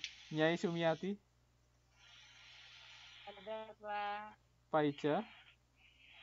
Ada, Pak. Rate? Ada, Pak, hadir. Siti Kumaida? Siti Kumaida ada, Pak. Kerja. Oke, Nur Anissa? Anissa? Enggak ada. Enggak ada. Tusira? Enggak ada, Pak. Tusira hadir, Pak. Oke, Zainul Aryar Dani? Hadir, Pak. Oke, Muhammad Nur Hadi? Hadir. Endar Oke. Agus Susianti? Hadir, Pak. Mika Asliasi? Mika ada, Pak. Ditahan itu, Pak. Oke, Sismiati? Ada, Pak. Oke, Titin Isari? Titik Ada, Pak. Oke, terima Ya, kasih. Pak. Jadi 2 orang ya tidak hadir hari ini, Nur Anisa sama Gunawan. Gunawan hadir Pak, barusan keluar. Oh, oke, ya. Keluar nggak ngomong-ngomong. HP-nya mati. Oke, ya. Oke, terima kasih atas kehadirannya. Sampai Makasih, jumpa Pak. 2 minggu lagi. Terima kasih, Pak. Oke, Makasih Pak. sama-sama. Minal aidin wal faizin. Oh iya, minal aidin wal faizin.